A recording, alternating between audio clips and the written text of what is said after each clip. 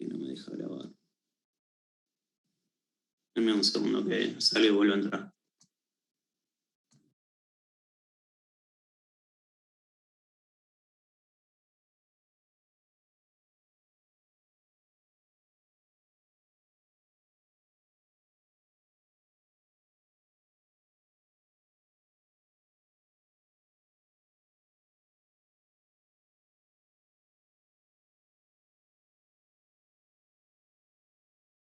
Recording in progress. Bueno, ahí va. Así que ahora ya soy el host. Voy a poder grabar. Una pregunta. Stopped. ¿Hoy vamos a hacer esos ejercicios de la guía y algo más o solo esos? Hoy vamos a ver tres ejercicios de Recording in la guía. progress. El 1, el 2 y el 3. No, nada más. La siguiente clase vamos a ver o lo que reste o alguna selección de los que quedan. Dale, muchas gracias. De nada. Bueno, comparto pantalla. No. Bueno, si tienen alguna pregunta, obvio me frenan.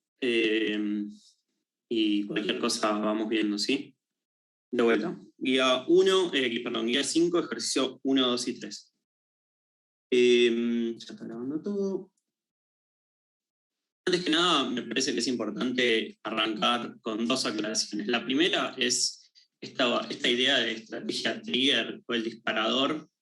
¿Cuál es el tema con los juegos repetitivos? Que, por ejemplo, en un juego como los que venían viendo, la primera parte por lo menos, el equilibrio de Nash, ¿sí? No es un equilibrio muchas veces que es óptimo de Pareto y no necesariamente refleja lo que ocurre en la realidad. Por ejemplo, si todo el tiempo estás negociando con alguien, no vas a tener incentivos a hacer algo que lo perjudique o a incumplir con tu palabra o hacer algo que les perjudica a los dos. Por ejemplo, vamos a ver un juego de negociación de petróleo, ¿sí? De producción de petróleo. Si generás petróleo y hay un cartel y te desvías de eso, te lo van a hacer pagar, entonces no vas a tener muchos incentivos a desviarte porque todo el tiempo vas a estar negociando y renegociando con los otros países, por ejemplo, de la OPEP, con el tema del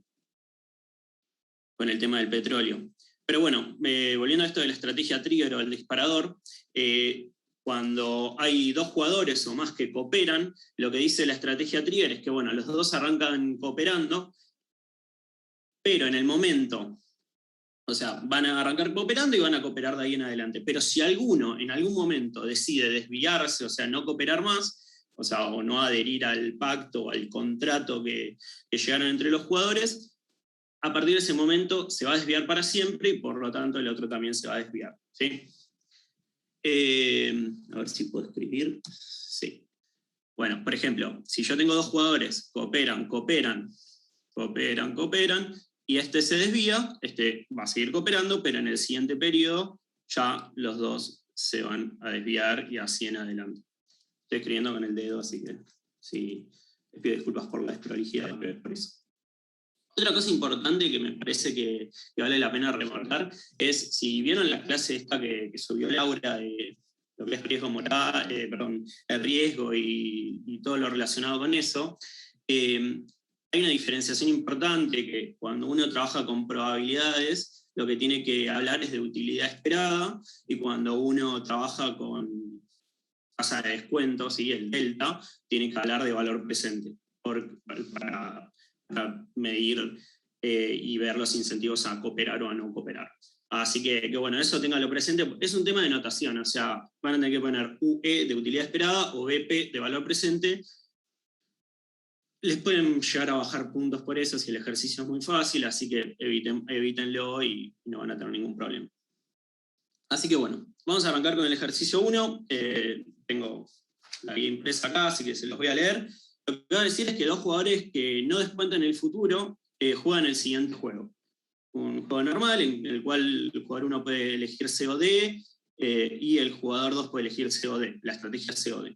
Lo que dice es mostrar que si la probabilidad P de que el juego continúe en cada periodo es suficientemente grande, entonces es un equilibrio de Nash que ambos jueguen C en cada periodo. Uy, ahí hay un typo. ¿Qué es esto de la probabilidad? de vuelta, si yo estoy todo el tiempo negociando con otros países petroleros, el PE no me importa porque siempre va a seguir, ¿sí? Lo que en todo caso me importa es la tasa de descuento. Pero si ahora yo estoy con Bárbara, por ejemplo, y estamos negociando sobre algo, y yo no sé si de acá en adelante yo me voy a seguir viendo a Bárbara y no me va a importar que el acuerdo se mantenga. Tal vez dura, no sé si es infinito la cantidad de veces que vamos a estar entre comillas, infinito, ¿sí? Entonces, bueno, yo le voy a asignar una probabilidad, ¿sí? Entonces, cuando yo le asigno una probabilidad al que el juego continúe en cada periodo, yo lo que voy a hablar es de utilidad esperada, no de valor presente descontado, ¿sí? Entonces dice, ¿cuál es el menor valor de P para lo cual esto es correcto? O sea, que los dos, básicamente que los dos decidamos elegir. Porque, a ver, si vamos al juego, yo tengo C y D para cada uno. Si el jugador 2 elige C, el jugador 1 va a elegir D. Si el jugador 2 elige D, el jugador 1 va a elegir C. No, lo estoy haciendo mal, perdón. Si acá C, perdón, lo voy a decir de vuelta. Si el jugador 1, ¿sí? Si el jugador 2 elige C, el jugador 1 puede elegir C o D, va a elegir esto. Si el jugador 2 elige D, el jugador 1 puede elegir C o D, va a elegir D. Y lo mismo para el jugador 2. Si el jugador 1 elige C, el jugador 2 va a elegir D, y si el jugador 1 elige D, el jugador 2 va a elegir D. Entonces el equilibrio de Nash es DD. Me agarró un raye. Pero bueno, entonces, ¿qué es lo que pasa? Que si los dos eligiesen CC, obtendrían un pago mayor. Entonces, este es un equilibrio de Nash, pero este es un óptimo de Pareto. ¿Qué es lo que queremos? Que los jugadores eligen CC, pero van a seguir eligiendo CC si el juego se repite y se va repitiendo así infinitamente, o periodo a periodo. Entonces, ahí entra a jugar la probabilidad P. ¿Qué vamos a hacer para esto? Lo que yo voy a hacer es comparar la utilidad, ¿sí?, esperada de adherir a la estrategia trigger, o sea, cooperar con el jugador 2 y elegir C, contra no adherir. ¿Qué es lo que pasa cuando yo no adhiero? Que si yo no adhiero, me quedo con el otro. Se va a quedar con 0 y yo me quedo con 5. Pero de ahí en adelante me quedo con 1. Mi pago es 1. Entonces yo tengo que ver cuál es la probabilidad tal que me convenga jugar C en lugar de jugar D. Y eso es lo que yo hago acá. La utilidad esperada, ¿sí?, de adherir a la estrategia trigger es, yo en el primer periodo recibo un pago de 3 y ahí en adelante recibo un pago de 3, pero ponderado por la probabilidad de que el juego continúe. Básicamente saco factor común 3 y tengo 3 por la sumatoria desde 0 hasta infinito de P sub I. P sub I porque en el periodo 0 es 1, entonces me queda toda esta expresión de acá. Ahora, yo esto se los paso para que lo tengan, no necesariamente lo tienen que hacer en cada caso de los que usen o realicen ejercicios o desarrollen ejercicios de este tipo, pero está bueno tenerlo por si uno se confunde. La demostración, ¿sí? Básicamente yo tengo 3 por la sumatoria desde 0 hasta infinito de P supra I, que básicamente es factor común 3 por 1 más P al cuadrado más P al cubo, ¿sí? ¿Qué es lo que puedo hacer yo? Yo puedo sacar factor común P desde acá. Entonces, si saco factor común P, me queda toda esta expresión. De toda esta expresión, si ustedes se lo ponen a ver, es este término sin el 3. ¿Qué es lo que yo hago acá? Yo había sacado factor común, este 3. Sí, está bien. Yo había sacado factor común P acá, toda esta expresión es igual a esta sumatoria, y después lo que hago es distribuyo el 3. Entonces, lo que me queda es que toda esta expresión es igual a toda esta expresión. ¿Qué es lo que puedo hacer yo? Pasar esto para el otro lado, sacar factor común con la sumatoria, que es lo que hago acá, y lo que hago es despejar, despejar este término. Entonces, al despejar este término, me queda que la sumatoria, que es la sumatoria que está acá, sin el 3, es igual a 3 sobre 3 menos 3p, o lo que es lo mismo, si cancelo los 3, 1 sobre 1 menos p. Pero ¿qué es lo que pasa? Este término no es igual a todo esto, solamente es igual a la primera parte. Entonces, cuando yo vea la utilidad esperada de adherir, o sea, de contribuir, de cooperar, yo lo que voy a tener que hacer es a este 1 sobre 1 menos p multiplicarlo por 3, que es, voy a pasar a la siguiente diapositiva, es lo que hago acá. Entonces, la utilidad esperada hoy de adherir a la estrategia trigger desde ahora en adelante, de cooperar de ahora en adelante, es 3 sobre 1 menos p, dado que el otro va a adherir también, ¿sí? ¿Esto se entendió? Esta demostración. Es claro, o sea, si lo entienden, después sale automático, o sea, no tienen que hacer la demostración siempre, pero está bueno saber de dónde viene y que no se acuerden el 3 sobre 1 menos p. ¿Por qué se multiplica por 3? Yo ahí me perdí. Porque si vos te fijás a lo que yo llego, acá, a este último término, no es, ¿sí? ¿Cómo se llama? No es esta expresión que está acá. Solamente es la primera parte de esta expresión. O sea, este 1 sobre 1 menos p es esto, que en definitiva es esto. Y como yo tengo 3 por eso, lo tengo que multiplicar por 3 para dar la utilidad esperada de adherir a la trigger de ahora en adelante. Perfecto, gracias. Bueno, ¿alguna pregunta más? Es clave que lo sepan para saberlo, pero después veo esto y digo 1 sobre 1 menos p por 3 o directamente 3 sobre 1 menos p. No sé, los economistas no teníamos tan claro esto. Los actuarios seguro sí, en esto me dicen está perdiendo tiempo al pedo, pero no sé, yo por lo menos cuando lo vi la primera vez dije, está bueno saber de dónde viene. Obviamente que si hiciste actuarial 28 ya lo tenés súper aclarado, pero bueno. Así que nada. Esa es la utilidad esperada de adherir a la trigger. Si no adhiero, yo en el primer periodo obtengo un pago de 5, que es lo que sería si yo juego C y el otro juega D, que era, si ven los pagos, es 0,5. Y de ahí en adelante, como estamos jugando una estrategia trigger, lo que pasa es que el otro dice, listo, una vez no cumpliste con lo que habíamos acordado, de ahora en adelante yo tampoco voy a cooperar. Entonces, de ahí en adelante todos los dos jugadores eligen jugar la estrategia D, que básicamente es esto.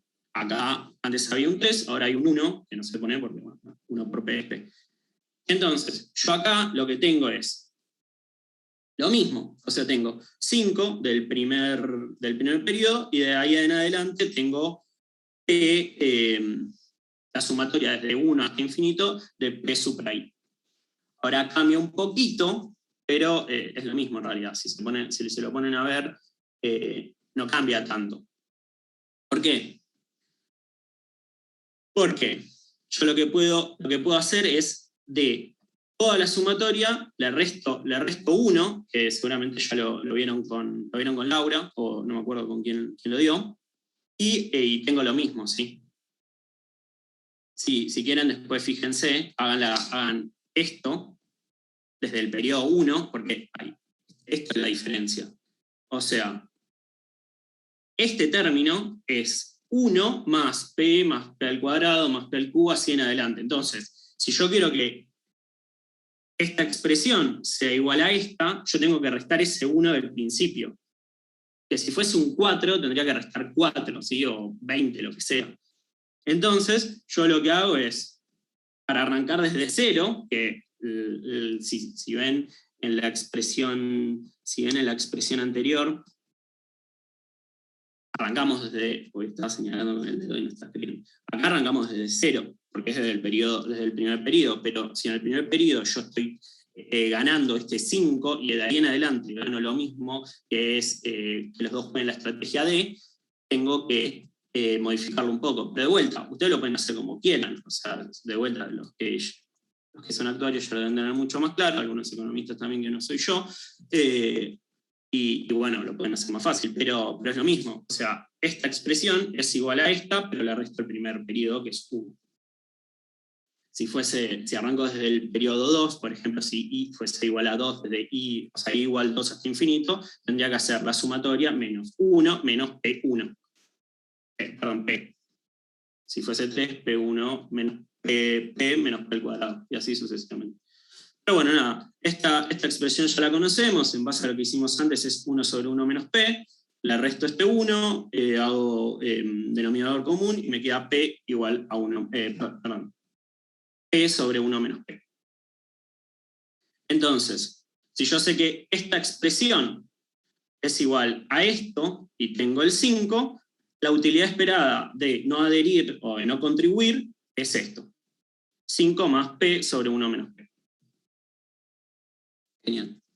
Y ahora lo que tengo que hacer es comparar, para que los dos decidan contribuir, la utilidad, ¿sí?, de contribuir tiene que ser mayor a la utilidad de no contribuir.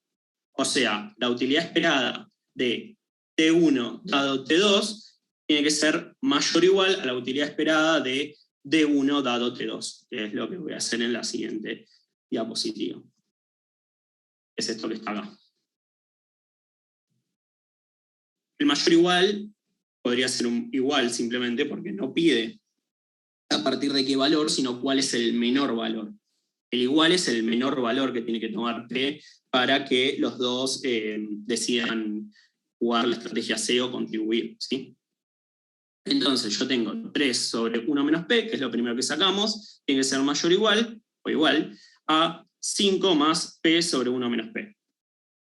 Paso esto multiplica, yo lo que hago es, yo paso esto multiplicando, lo tacho acá, 3 tiene que ser mayor o igual a 5 por 1 menos P más P, y me queda que P tiene que ser mayor o igual a 2, perdón, a 1 medio. De vuelta, como dice, ¿cuál es el menor valor de P para lo cual esto es correcto? Y como van a ver en la siguiente diapositiva, P tiene que ser igual a 1 medio para que los dos jugadores decidan contribuir o jugar una estrategia C, que jugar la estrategia C lo que permite es obtener un pago mayor. Pero bueno, eso va a depender de que el juego se siga repitiendo sucesivamente, o sea, en el siguiente periodo, en el otro y así. Así que bueno, ese es todo el ejercicio 1. ¿Alguno tiene alguna duda? ¿Quieren que vuelva para atrás? ¿Alguna parte de la demostración? Díganme en el chat. Esto sería un equilibrio de Nash perfecto en subjuegos a partir de una representación estática del dilema del prisionero. No estamos en un juego simultáneo, ni como lo vieron con el árbol, que lo que estamos teniendo en el árbol es justamente escenarios en los cuales hay equilibrios que son creíbles y otros equilibrios que no. Acá pasa por otro lado la cosa. Me parece que estás mezclando un poco las últimas dos temas, o sea, lo que sería la parte de juegos sucesivos y juegos repetidos. Vos quedate con que para que los jugadores decidan contribuir, o sea, cooperar, mejor dicho, y jugar la estrategia C, tiene que haber una probabilidad de que el juego siga ocurriendo por lo menos igual a 1 medio. De 1 medio en adelante. El valor mínimo o el menor valor es 1 medio. Pero me parece que te están confundiendo, te están mezclando un poco. Yo me quedaría con eso y no mezclaría la parte de los equilibrios de Nash perfectos en sus juegos, que es lo que vieron con Lucía, si no me equivoco. Hola Tomás, ¿todo bien? Sí, Armando, decía. Te quería preguntar, ¿cuál es la estrategia trigger en este ejercicio?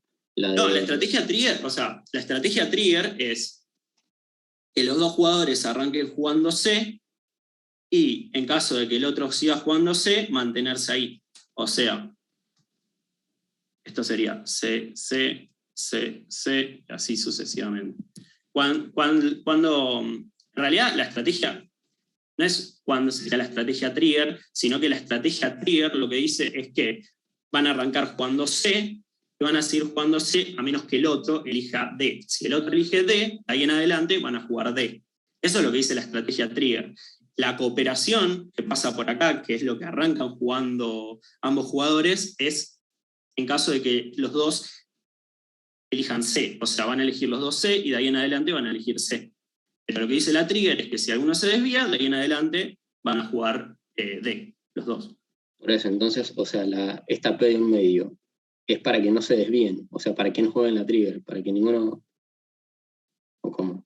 No, la P es para que los dos decidan cooperar. Lo que los dos decidan cooperar es que los dos realicen o jueguen una estrategia que no sea el equilibrio de Nash, que es justamente porque es un óptimo de Pareto. O sea, el óptimo de Pareto es que los dos jueguen la estrategia C. Lo que dice, de vuelta, lo que me parece que, o sea, habías arrancado como bien, P es la probabilidad de que se siga repitiendo el juego. Eso va a influenciar que los dos sigan jugando C.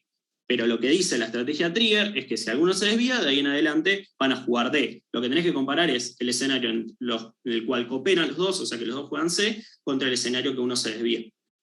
Y eso va a estar determinado por la P, que es lo que sacamos acá.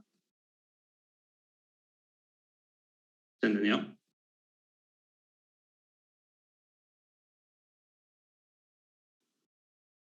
Sí, no sé.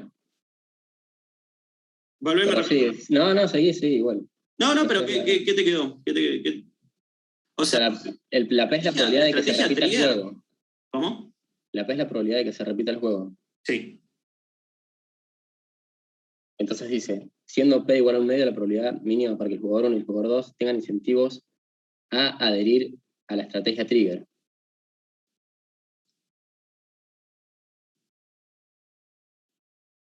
No, lo que dice es, muestre que si la probabilidad...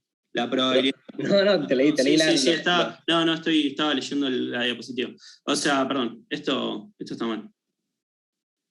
O Por sea, eso, era lo que no me quedaba claro, por eso, tipo... no, está bien, ahí te entendí, perdón. A contribuir, sería, o a cooperar.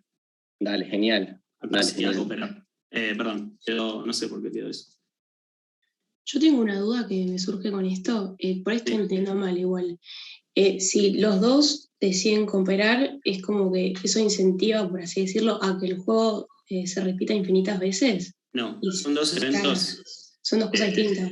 Claro, por un lado está que el juego se repita, que tiene una probabilidad P, o sea, la gente no lo sabe con certeza. Y por otro lado está que los jugadores decidan cooperar o no cooperar. Y eso va a estar determinado por P y por la utilidad esperada de cada una de las cosas. Igualmente, si los dos adhieren a la trigger simultáneamente, están cooperando, ¿no? En realidad, o sea... No cooperar es cuando uno se desvía y el otro juega la trigger. Ese otro siempre va a estar jugando la trigger porque va a estar castigando. Lo que dice la estrategia trigger es que los dos arrancan cooperando y que si alguno decide no cooperar, de ahí en adelante ninguno de los dos coopera. Eso es lo que dice la estrategia trigger, que es lo que dice en el repaso teórico de la primer diapositiva. Dado eso, no cooperar está incluido dentro de la estrategia trigger. O sea, si no coopero, a partir de ahí va a dejar de cooperar el otro. O sea, una cosa es la estrategia trigger y otra cosa es lo que hacen ambos jugadores, y en base a eso, determinado por la estrategia trigger, es lo que van a seguir haciendo. Lo que me decía Armando antes, que no me había dado cuenta porque yo cuando estoy hablando no leo las diapositivas, es esta parte que está acá. Lo que tendría que decir es, siendo P igual a un medio, la probabilidad mínima para que el jugador 1 y el jugador 2 tengan incentivos a cooperar.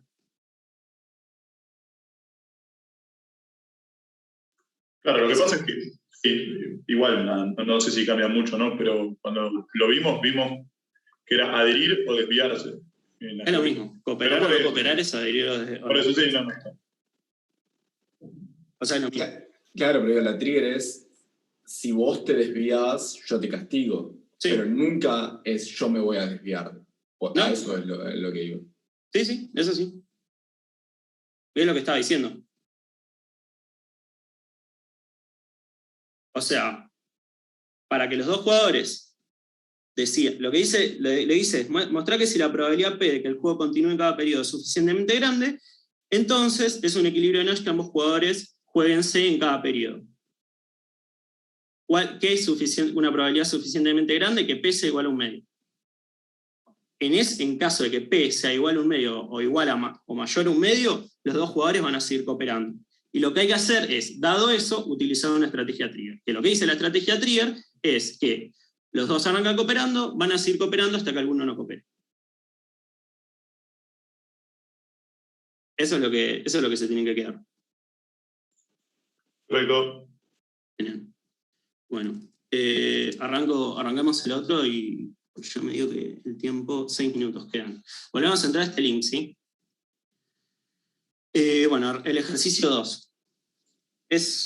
No es tan complicado, pero es medio largo. Lo que dice es, suponga que hay dos productores de crudo, Irán e Irak. Ambos pueden elegir operar a uno de dos niveles de producción.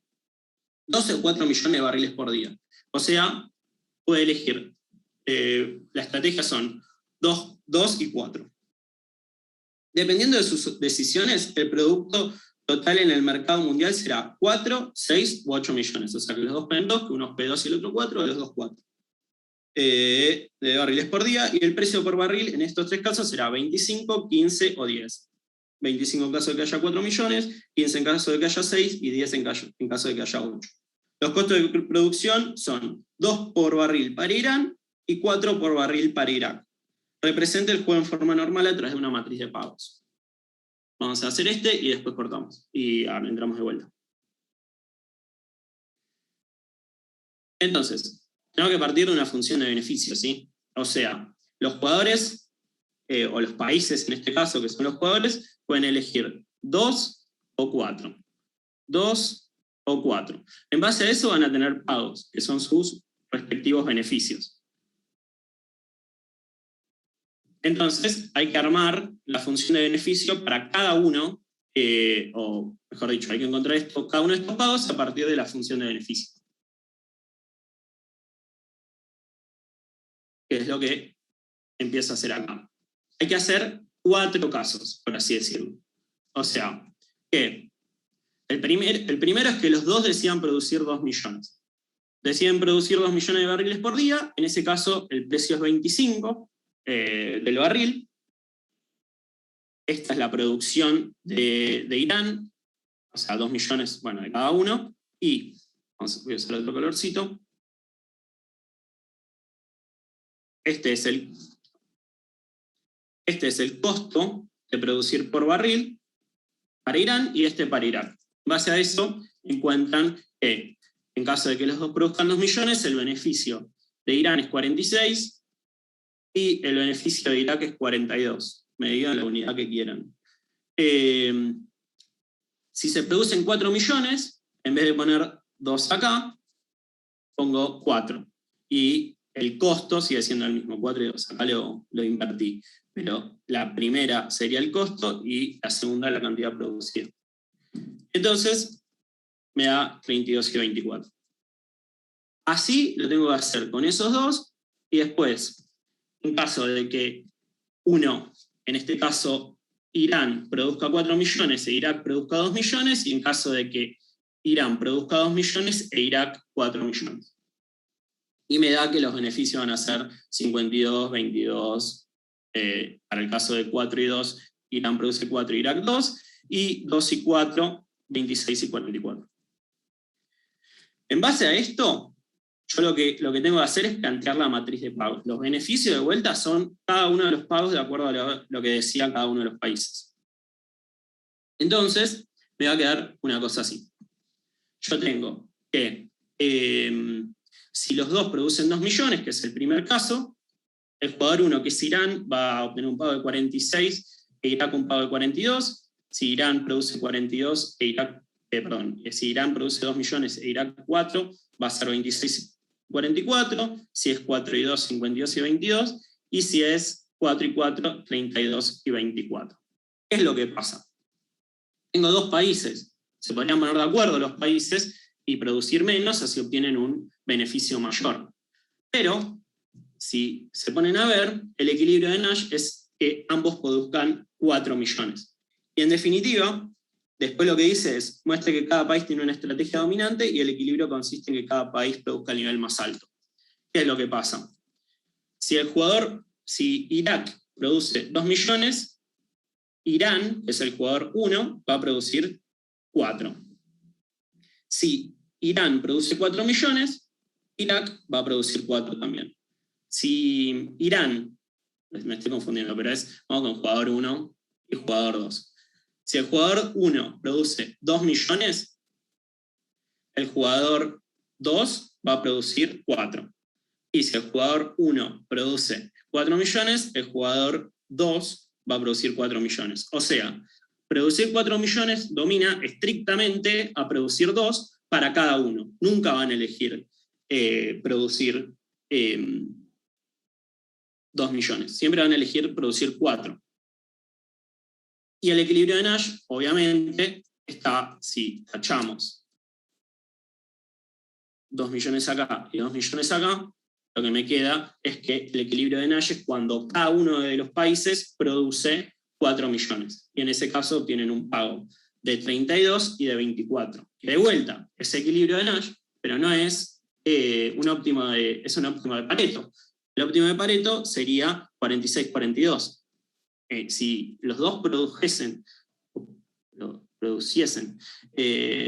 creo que produjesen esta vez, 2 millones y 2 millones obtendrían un pago mayor, pero no tienen incentivos a hacerlo. Tienen incentivos a producir la mayor cantidad posible, que es 4 millones.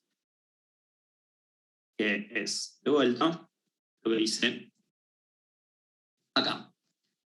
Vamos a hacer algo. Estos son el inciso A y el B. Corto este zoom y volvemos a entrar al mismo, ¿sí? Dale. Bien.